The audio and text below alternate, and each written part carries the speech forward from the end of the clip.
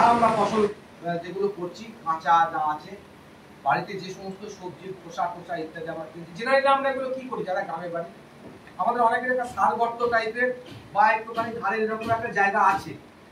বেশিরভাগ বাড়িতে দেখবেন যে যা যা এরকম ধরনের অবশিষ্টাংশগুলো আমরা একটা জায়গায় জড়ো করি, এবং যারা চাষি মানুষ তারা একটু গোবর টোবর, যাদের গরুগুলো আছে তারা গোবর টোবর দিয়ে একটা সার গর্ত তৈরি হয়, সেটাই আমরা জমিতে দিই যখন পচানো হয়ে যায়, তাই তো? এটা জাস্ট ওইটার পরের স্টেপ,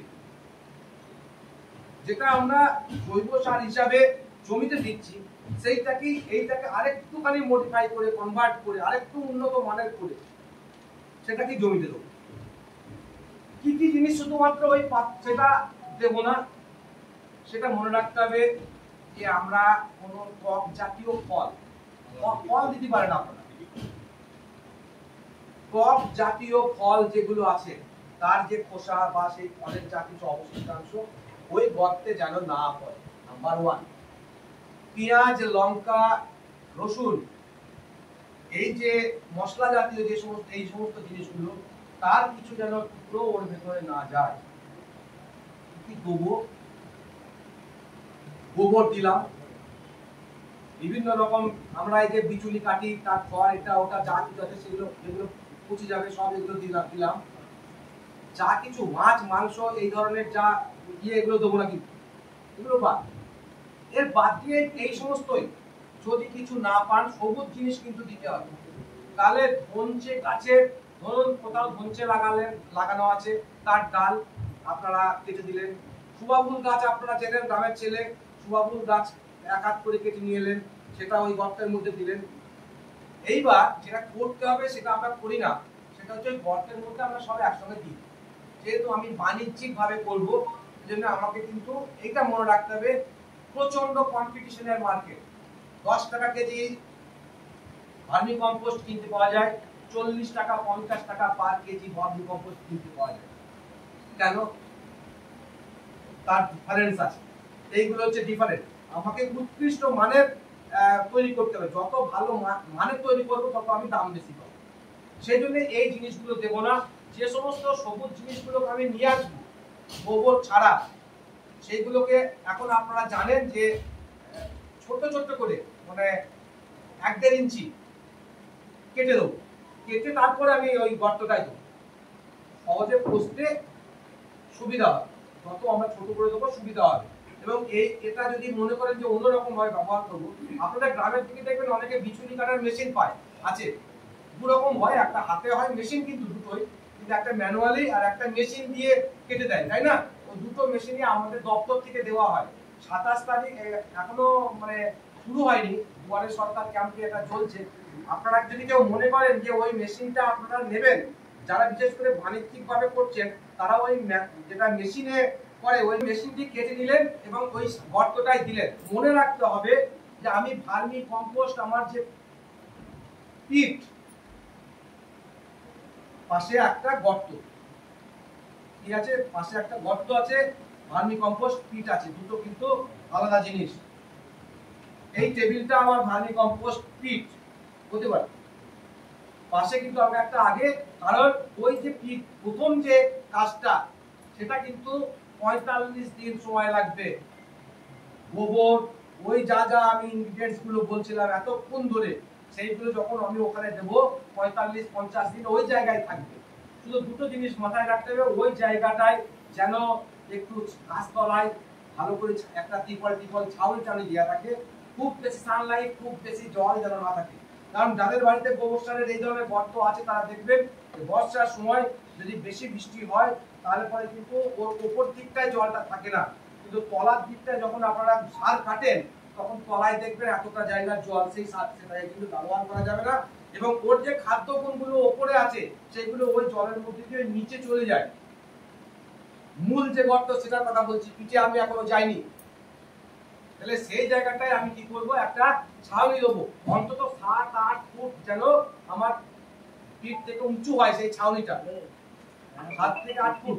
হিটটা বাস দুটো জিনিস, একটা হচ্ছে ডাইরেক্ট সানলাইট, সূর্যের আলো, আর নাম্বার 2 হচ্ছে ডাইরেক্ট বৃষ্টি। এই দুটো যেন একটু একটা বৃষ্টি একটু একটা সানলাইট ওগুলো নিয়ে নেবে, অটোমেটিক ওরা দরকার জল কিছুটা দরকার করতে গেলে পরে সেগুলো পেয়ে যায়।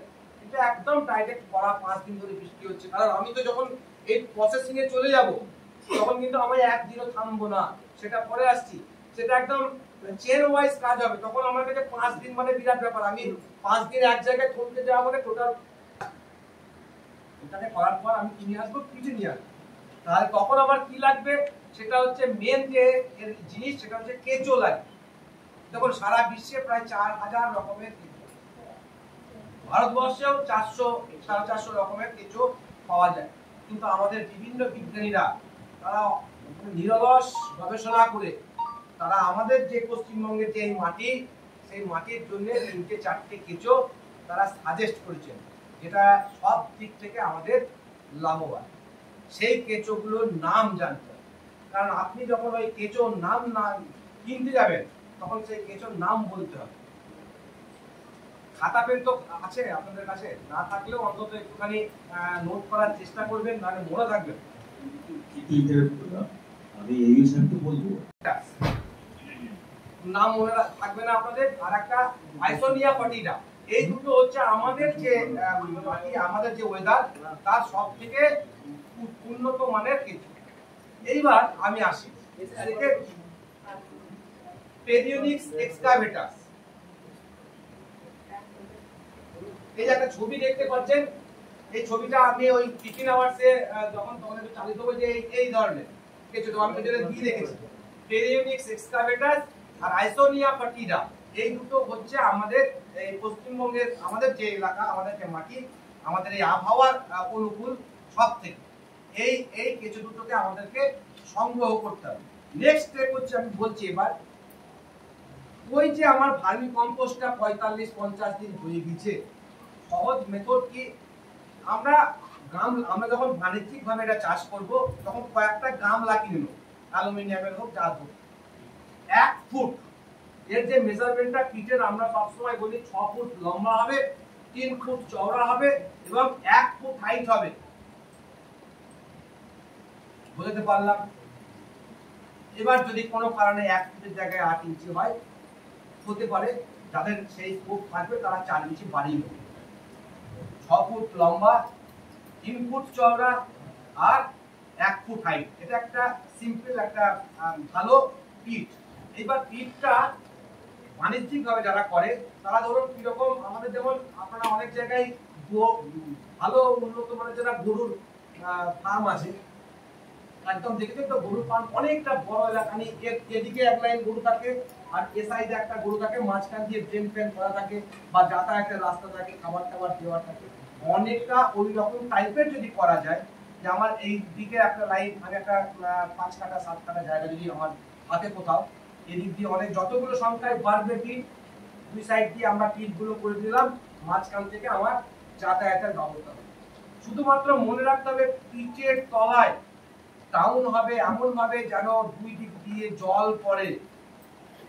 আমি যদি এই রকম একটা টেবিলকে তলায় পিট করে দিই, অন্তত 6 থেকে 8 ফুট উপরে পিট থেকে সেখানে ডাইরেক্ট সানলাইট হয়ে থাকে।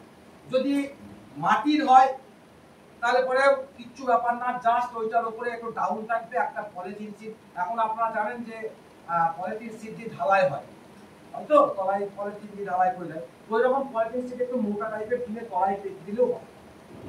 কিন্তু মেন হচ্ছে আমরা যেমন টবে গাছ লাগাই, কি দিই, কিছু ইটের টুকরো ফুটো থাকে, কেন দিই, একটু বালি দিই, তারপরে মাটি দিই, কেন দিই, যাতে আমার উপরে জলটা ওই দিক দিয়ে বেরিয়ে যায়। এটা একদম ওটাই, এটাই কারণ, আর কিছু কারণ নেই।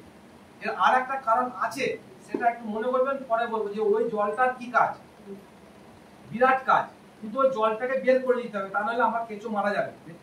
কারণ আপনি একবার যখন পিঠে ওই গর্ত থেকে সার তুলে দেবেন, যতক্ষণ না ওটা রেডি হচ্ছে ততক্ষণ কিন্তু নিচ আপনি দেখতে পাবেন না, নিচটা কেমন চলছে আপনি বুঝতে পারবেন না, উপর থেকে নষ্ট হয়ে যাওয়ার সম্ভাবনা।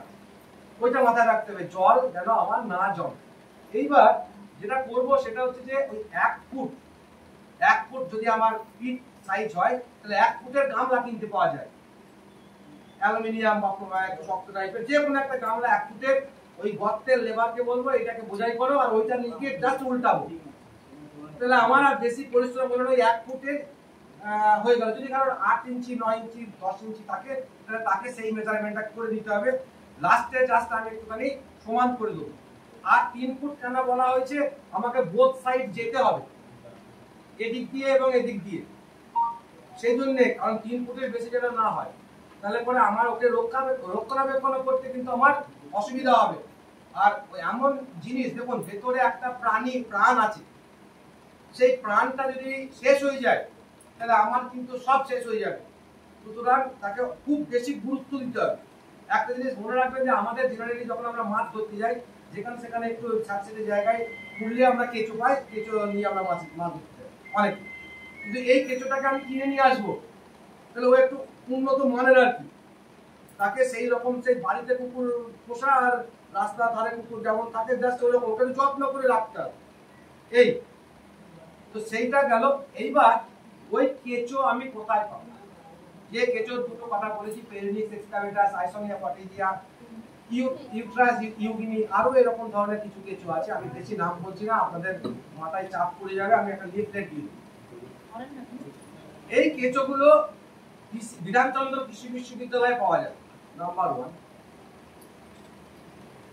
যারা আপনারা সরকারি ভাবে করছেন তারা 1 কেজি কেঁচো লাগবে।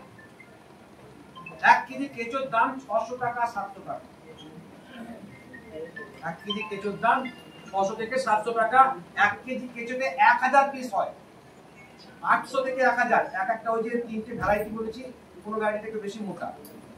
800 থেকে 1000 পিস হয় 1 কেজিতে, 600-700 টাকা দাম। মানে এবার খরচ বুঝতে পারেন, কিন্তু সেই রকম কিছুই খরচ নেই, শুধু ওকে পরিচর্যা করা। এইবার আপনার যতগুলো পিট আছে এই সাইজের, সেই অনুযায়ী আপনার কেঁচো লাগবে। 10টা পিট থাকলে 10 কেজি লাগবে, 5টা পিট থাকলে 5 কেজি লাগবে। বুঝতে পারলাম? কারা কারা করবে উপরে ছেড়ে দেবো, ঠিক 1 ঘন্টা পরে আপনি ঘুরে এসে আর একটা কেঁচো দেখতে পাবেন না। 3-4টে জায়গায় আমি ওই কেঁচোগুলোকে এরকম ভাবে নেব আর ছেড়ে দেবো। 3-4টে জায়গায় 1 ঘন্টা পরে যখন আপনি ঘুরে আসবেন, দেখবেন ওই কেঁচোগুলো নিজের মুক্ত জায়গা বাসস্থান ওরা খুঁজে নিয়েছে। আর ওইটার ওপরে চটের যে বস্তা, একটু বিচুলি মানে খড় একটু পেতে দিলাম, ওপরে যে চটের ছেঁড়া ছেঁড়া বস্তাগুলো আছে, চটের, সিমেন্টের নয়, চটের, সেই চটের বস্তাটা ছেঁড়া মেরা বস্তা উপর দিয়ে একটুখানি ঢাকা দিয়ে দেবো। ব্যাস কাজ শেষ। 5 দিন 7 দিন পর পর একটা জল দেওয়া, ঝর্ণার আকারে যাতে জলটা পড়ে, এরকম একটা কিছু দিয়ে শুধুমাত্র আমি জল দেবো 5 দিন 7 দিন পর। 2 মাস থাকবে। যেটুকু হালকা একটু ভিজিয়ে দেওয়া, গাছের মাথা যেমন আমরা একটুখানি ভিজিয়ে দিই, তেমনি উপরের ওই চটটাকে হালকা একটু ভিজিয়ে দেওয়া। চটটা টেনে নেবে, যেটুকু ওর দরকার ও সেটুকু টেনে নেবে, জাস্ট চটটা ভেজাবো। এবং যখন আমি 1 2 বার করবো তখন আমি বুঝে যাবো যে আমার চটটা শুকিয়ে গেছে, এবার চটটাকে আমাকে একটু ভিজিয়ে রাখতে হবে। যে কেউ করতে পারবে বাড়িতে, যখন তখন এটা করতে পারবে, কিন্তু করতে হবে, জলটা দিতে হবে। তাহলে 2 মাস পর আমি 2 মাস পর আমি কি পাবো? চটটা সরিয়ে দেবো, আমার সার রেডি। যখন দেখবেন সার রেডি হয়ে গেছে, তখন ওই কেঁচোগুলো তলায় চলে যাবে, একদম তলায়, অর্থাৎ আপনার এই যে নিচের উপরে স্তরে দেখবেন ওখানে আছে কেঁচো। সারটাকে বার করবো, কিন্তু সারটা বার করার আগে একটা যে জিনিসটা করবো সেটা হচ্ছে, ধরুন বালি চালার একটা ছোট জিনিস দেখেছি আমরা বাড়ি করার সময়, এরা মানে লেবাররা করে দেয়। আর একটু যারা ফ্ল্যাট বানায় তারা দেখবেন যে একটা ওই বড় কাঠ দিয়ে বানিয়ে নেয়, দুইজনে এরকম ভাবে অনেক বালি থাকে। আর একটু যদি এগিয়ে যান, দেখবেন একটা লোকই হবে, ওইটাই চালাবে, শুধু ওপরের ওই যে খুঁটিগুলো আমার আছে সেই খুঁটিগুলোর সঙ্গে বেঁধে দেবো, কাঠ দিয়ে বেঁধে দেবো, দিয়ে ওর মধ্যে সবটা কিন্তু ওর ভেতরে গোবর চেলে নেবো। কেন চেলে নেবো? নাম্বার 1 হচ্ছে আমি কেঁচো কিন্তু একবার কিনবো, দ্বিতীয়বার বিক্রি করবো। পরের বার যে কেঁচোটা ওইখান থেকে তৈরি হবে, একদিকে সার পেলাম, পাশাপাশি পরের বারের জন্য আমার ওই অত পরিমাণ কেঁচো লাগবে না। তাহলে আমিও কিন্তু আরেকটা ব্যবসায় ঢুকে গেলাম, কেঁচো বিক্রি করা, যেখান থেকে কিনে নিয়ে এসছে তাদেরকে সাপ্লাই করলেও তারা কিনবে, আপনার পাশাপাশি যারা আবার এটা তৈরি করতে চায় তারাও এটা কিনবে। তাহলে কত কেঁচো লাগবে না, সেজন্য কেঁচোর বাচ্চাগুলোকে ওইভাবে ছেড়ে দেবো। আর কেঁচো রেডি হচ্ছে কিভাবে বুঝবো, আপনারা গোবর সার চেনেন, গ্রামের ছেলে সবাই, এইটা যখন দেখবেন এরকম ভাবে যখন মুক্ত করে ধরবেন তখন দেখবেন আমাদের জাস্ট চায়ের পাতা, টাটা টি গোল্ড গুঁড়ো চা যেটা 100 গ্রাম 200 গ্রামের প্যাকেটে পাওয়া যায়, সেই চাটাও যা আমার ওই ভার্মি কম্পোস্টও তাই একই রকম ছেড়ে নেওয়ার মতো একদম যখন বেরিয়ে যাবে ধরার পর সেইটাকে আমরা প্যাকেট করব। আর কেঁচোগুলোকে আমার যেটুকু পরিমাণ লাগবে, কারণ ওই যে বলেছি কন্টিনিউ, ওকে কিন্তু বসিয়ে রাখলে হবে না, ওকে কিন্তু আমার নেক্সট পিট রেডি। অর্থাৎ আমি এইদিকে যেমন একবার তুলে নিলাম, সেইটা আমি আমার পিঠে দিক তুলে দিচ্ছি, পাশাপাশি আবার পিঠ রেডি হচ্ছে কিন্তু, কারণ এইটা তুলবো আর আমি আবার ওইটাকেই আবার সেই দিনকেই অন্য পিঠে কনভার্ট করবো, এই কেঁচোগুলোকে ছেড়ে দেবো, কোনো সময় থামবে না। এটা একবারে সারা বছর ধরে সুন্দরভাবে এটা চলবে, কোনো সময় থেমে থাকবে না। এইবার ওই যে পিঠটা আমি তৈরি করলাম 6 ফুট 3 ফুট এবং 1 ফুট, এই পিঠটা থেকে যদি আমি 1 ফুট হাইট দিই, আমি কিন্তু সারা বছরে প্রায় 1 টন পাবো। আমার সারা বছরে 6 বার হবে 1 টন একটা। প্রচুর দামটা ডিপেন্ড করছে কিসের উপর বলেছি, যত ভালো আমার ওই গর্তর যে জিনিসটা রেডি, যত ভালো আমার কেঁচো, যত ভালো আমার পরিবেশ, যত সুন্দর করে আমি তাকে রাখতে পারবো যত্ন করে, তত সুন্দর কিন্তু আমার ওটা তৈরি হবে। এটা গেল আমি কিভাবে কেঁচো প্রস্তুত করব। নাম্বার 3 হচ্ছে যে প্রস্তুত করা কেঁচো, 1 নম্বর হচ্ছে আপনারা লোকাল মার্কেটে, কারণ আমাদের কৃষি দপ্তর প্রতিনিয়ত জৈব সারের ব্যবহার নিয়ে আমরা প্রোগ্রাম চালিয়ে